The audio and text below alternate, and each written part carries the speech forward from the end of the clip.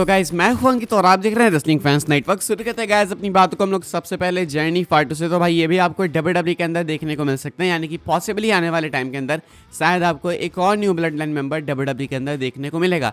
रिकिसी भाई इनके ऊपर कॉमेंट करते हैं। रिकिसी का कहना है कि you will remember his name soon, यानी कि आप लोग जल्दी ही भाई इनके नाम को रिमेंबर कर लोगे, यानी कि याद कर लोगे, बिठा लोगे इनके नाम को अपने दिमाग में। इनका नाम है जर्नी फाटू, बिकॉज आपको डब्ल्यूडब्ल्यूई के अंदर देखने को मिलेंगे। इनको लेके भाई मैंने बातचीत पहले भी इस चैनल पे कर रखी है, लेकिन वो डब्ल्यूडब्ल्यू को लेके नहीं, वो मैंने कवर करी थी न्यूज़ भाई कि ये मिसिंग चल रहे हैं, यानी कि शायद ये गुमशुदा हो चुके थे। लेकिन भाई एक्चुअली बाद में पता चला, वो मुझे अभी पता चला, तो वो न्यूज़ ये थी भाई कि ये एक्चुअली में स्टोरी लाइन के चक्कर में गायब थे। लोगों को लगा था भाई कि ये रियली में गायब हो चुके हैं, लेकिन एक केफेब में भाई मिसिंग चल रहे थे। लेकिन अब पता चला भाई कि वो स्टोरी प्ले कर रहे थे। अब फिलहाल में भाई डब्ल्यूडब्ल्यू वाले या तो इनको साइन करना चाहते हैं, यानी तो ये लोग चाहते हैं कि डब्ल्यूडब्ल्यू वाले इनको साइन करें।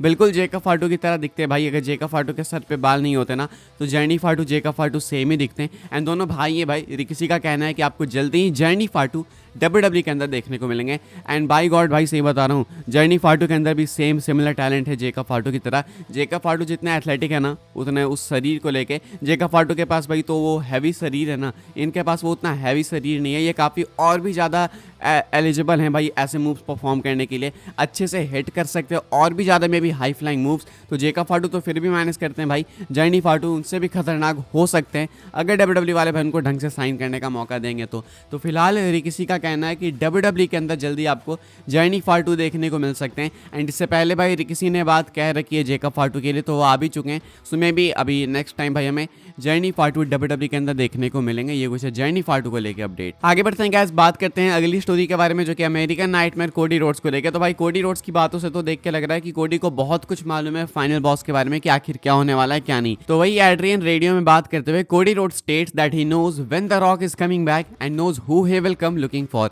I know when he comes back, कहते हैं Cody Rhodes. I know who he will be coming for. I know what to expect, but what I can say about WrestleMania 41 is keep the rumors going, keep them churning, enjoy the discourse, but I think what you will get will surprise you. कहना है Cody Rhodes का कि मुझे मालूम है कि rock कब वापस आने वाला है, मुझे मालूम है कि वो किसके लिए आने वाला है, मुझे मालूम है कि क्या एक्सपेक्ट करना है। लेकिन मैं ये बोलना चाहूँगा कि WrestleMania 41 के लिए रूमर्स को आने दो भाई, आप ऐसी बातें करते रहो, डिस्कस रहने दो भाई, लोगों को डिसअपॉइंट होने दो, खुश होने दो, ऐसी चीज़ें चलती रहनी चाहिए। ये कहते हैं कि बस मैं इतना कह सकता हूँ कि लेकिन जो भी तुम्हें मिलेगा ना वो तुम्हें सरप्राइज कर देगा, ऐसा कोडी का कहना है। अब देखो कोडी के अंदर मुझे ये बात बहुत अच्छी लगती है कि भाई उन्हें सब कुछ अगर पता भी होता है ना, तो भी वो कहते हैं भाई कि तुम लोग रूमर्स बनाओ। मैं भी सेम कहता हूँ भाई, मुझे लगता है इसमें कहीं ना कहीं ज़्यादा मजा आता है अगर आप चीज़ों को स्पेकुलेट करते हो, अलग अलग आती है न्यूज़ वगैरह निकल के सामने, तो माहौल थोड़ा गर्म होता है। वरना अगर सोचो भाई न्यूज़ इंडस्ट्री नहीं होती तो डब्ल्यूडब्ल्यू सिर्फ टेलीविजन पे देख के कहीं ना कहीं भाई लोग थोड़े से इस जनरेशन में तो बोर हो जाते हैं। बिकॉज एक टाइम था जब इंटरनेट इतना नहीं था पीक पे, तो लोग टीवी पे देखते थे, मस्त मजे लेते थे। लेकिन अब ये इंटरनेट वगैरह इतना फैल चुका है, तो इसके बाद भाई इतना डब्ल्यूडब्ल्यू के अंदर कोई इंटरेस्ट नहीं लेता अगर रूमर्स वगैरह शायद नहीं रहती तो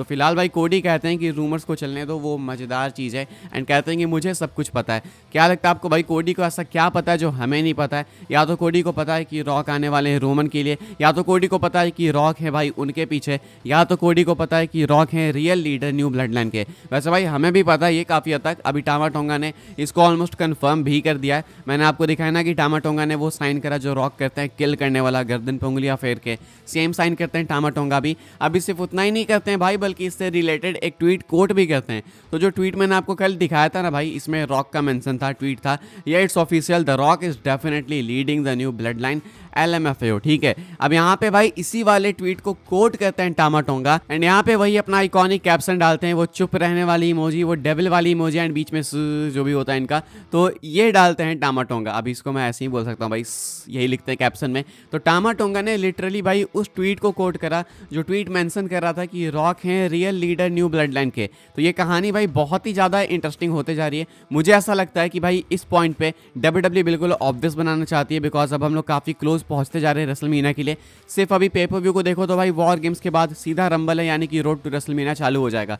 तो डब्ल्यूडब्ल्यू वाले भाई शायद जानबूझ के चीज़ों को ऑब्वियस बनाना चाहते हैं, इसलिए भाई ओपनली अभी ये लोग भी ट्वीट कर रहे हैं, सब कुछ साफ दिखा रहे हैं। तो ये भाई टामा टोंगा ने लगभग तो स्पॉइल कर दिया, कंफर्म कर दिया कि जी हाँ सही है, ऐसा ही कुछ है। आप क्या सोचते हो भाई इसके बारे में कमेंट करके बताना। फिलहाल टामा टोंगा ने ये ट्वीट करा था, आई थॉट आपको दिखा देते हैं। आगे बढ़ते हैं गाइस, हम लोग बात करते हैं अगली स्टोरी के बारे में, जो कि अपने रिलेटेड है भाई फाइनल बॉस को ही लेके। तो क्या रॉक वापस आने वाले हैं डब्ल्यूडब्ल्यूई के अंदर as a full timer, because Rock की जो रिसेंट मूवी लॉन्च हुई भाई वो एक और डिसअपॉइंटमेंट साबित हो रही है, ऐसा फैंस का कहना है। मैं आपको दिखा देता हूँ भाई उस मूवी को लेकर डाटा क्या, उसके बाद आप खुद से जज करना चाहो तो भाई कर सकते हो। मुझे ज़्यादा बॉक्स ऑफिस का अंदाजा है नहीं, लेकिन फिर भी मैं आपको बता देता हूँ।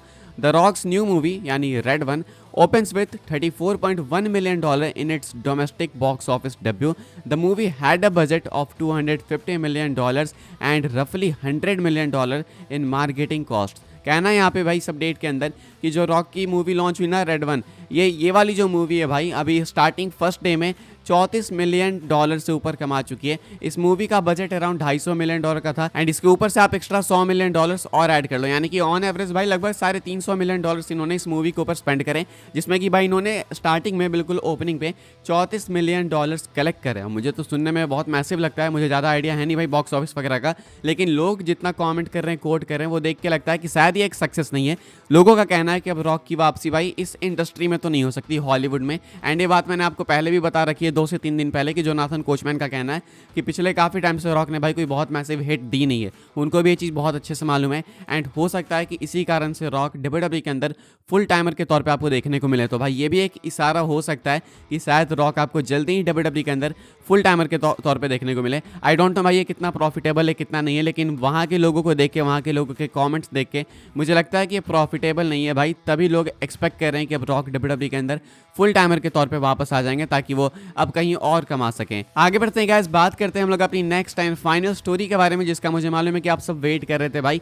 ये है ब्रॉक लेसनर को लेके अपडेट। क्या ब्रॉक लेसनर को लेके आ सकते हैं भाई पॉल हेमन? क्या ये है पॉल हेमन का मास्टर प्लान? क्या है ये कहानी, मैं आपको बता देता हूँ। अभी सबको मालूम है भाई कि पॉल हेमन ने रोमन का कॉल पिक नहीं करा। कुछ लोग एक्सपेक्ट कर रहे हैं भाई कि पॉल हेमन रोमन पे टर्न कर देंगे, कुछ लोग एक्सपेक्ट कर रहे हैं भाई कि और तगड़ा सपोर्ट लेके आएंगे या रोमन रेंज के लिए, यानी कि लेसनर को लेके आ सकते हैं पॉल हेमन। अब क्या ये सही में हो सकता है? देखो भाई कल स्पोर्ट्स कीरा रेसलिंग ने इस चीज़ को पोस्ट करा, ये लेसनर वाली चीज़ को, कि व्हाट इफ अगर ऐसा हो जाए तो मुझे लगा भाई पॉसिबिलिटी तो है, बिकॉज बाकी सारे लोग भी इस चीज़ को कंसिडर कर रहे हैं। लेकिन मालूम है दिक्कत क्या है इस चीज़ में? अगेन ये दिक्कत आती है भाई फैंस के ऊपर। कल जब इस चीज़ को पोस्ट करा स्पोर्ट्स कीरा रेसलिंग ने भाई, तो फैंस ने भाई बैस कर दिया इस ग्राफिक के लिए। इतने सारे ट्वीट्स लेसनर के अगेंस्ट कि भाई ये ऐसा है वैसा है। हालांकि अभी तक कुछ साबित नहीं हुआ है, लेकिन लोगों ने सब कुछ साबित कर दिया खुद से। तो भाई बहुत ज़्यादा बहस किया गया इस ग्राफिक के लिए एंड लोग बहुत ज़्यादा गुस्से में दिखे कि भाई लेसनर को तुम क्यों पोस्ट कर रहे हो, क्यों शामिल कर रहे हो इस चीज़ में। मेरे लिए भाई पर्सनली ये चीज़ सेंस नहीं बनाती। अगर अभी तक भाई वो गिल्टी साबित नहीं हुए हैं, एलिगेशंस हैं, एक्यूजेशंस हैं, तो इतना सीरियस क्यों है लोग? खैर जो भी है भाई, लेकिन लेसनर के बारे में अगर आप सीधा बात करो कि वो आ सकते हैं या फिर नहीं, तो भाई इसका आंसर है नो। आप देख ही सकते हो भाई क्या आउटरेज है। तो अगर आप चाह भी जाते हो भाई कि लेसनर वापस आ जाए, या फिर लेसनर चाह भी जाते हैं कि वो वापस आ जाए हेमन के साथ में, हेमन ने आइडिया पिच भी कर दिया, तो भी ट्रिपल एच भाई रिजेक्ट कर देंगे जस्ट बिकॉज इंटरनेट पे इतनी ज़्यादा हेटरेड है, डब्ल्यूडब्ल्यूई को बैकलेस मिलने लगेगा। तो यही दिक्कत है भाई, बस मैं इतना आपको बता सकता हूँ। मैं तो एक्सपेक्ट नहीं कर रहा हूँ, वैसे भी चांसेस काफ़ी थिन ही है, लेकिन अगर वो थिन चांसेस भी भाई एक्चुअली में रियलिटी में बदल जाते हैं, तो भी भाई वो ट्रिपल एच कैंसिल कर देंगे लास्ट मोमेंट में बिकॉज ऑफ फैन आउटरेज। इस वाली वीडियो के लिए गाइस यही सारी अपडेट्स थी। आई होप्स आपको इन्फॉर्मेशन मिली हो इससे रिलेटेड। भाई अपने ओपिनियंस आप कमेंट करके बताना।